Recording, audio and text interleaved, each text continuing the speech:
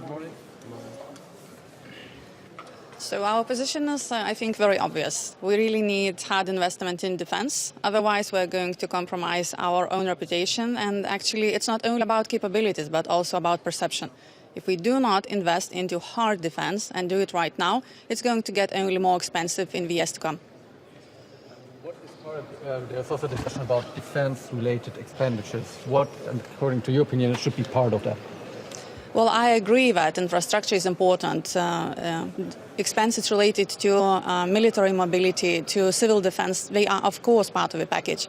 But if you do not have strong army, if you do not have weapon systems, if you do not have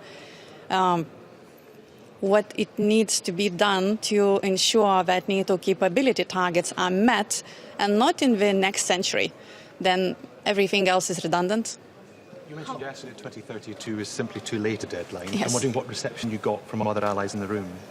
Well, yesterday it was just, informal meetings about that, but today we are going to have a real discussion. So my question to my colleagues is that if we all trust our intelligence, if we trust NATO military intelligence, and they say that it's just a few years until Russia is going to be able to test NATO, then what are we going to do? Ask them for extension? Ask them to delay the deadline? This is not going to happen. So therefore, I'd like to hear the answers. What is then their plan? But is it realistic to achieve those 5% until 2030? Well, I think that what we have to all understand, that our actual capabilities, that our ability to defend our territory, to defend our economy, to defend our people is what matters. And I understand that it's very, very different what 5% is for Lithuania or for Estonia and what it is for Germany and for France. Different sort of economies. But also, when we talk about the size of economy, we have to think about the size of impact that is going to happen if Russia breaches our borders. I mean, it's not that only countries on the northern eastern border are going to be violated. It's going to hit very hard all the economies. And what Germany and France are experiencing right now is going to be, I don't know, cherry blossom compared to what is going to happen. Why should countries like Italy or Spain worry about achieving those 5% until 2030 when we see now the slow progress the Russian army is doing in Ukraine? I mean, it will take decades until Spain and Italy might be concerned.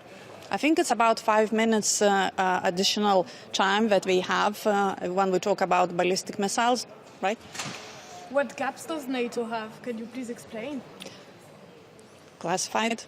But I think that we all understand that if we really want to ensure that Russia doesn't even think about breaching our borders, and they will probably expand their empire anyhow, but we turn somewhere else and not at NATO, then, as I said, we have to also see visibly the force that we have. And that means it has to get tougher, both in defense industry capabilities, both in our actual armed forces size, both in the number of different weapon systems that we need to have. And if it doesn't happen in the next couple of years, and God forbid, some interesting decisions would be made regarding sanctions for Russia or negotiations with Ukraine, then we may have not 3 to 5 years, but 2 to 3 years. And then are we going to gather here again and say, okay, we failed a bit, and then maybe we start learning Russian? So, thank you.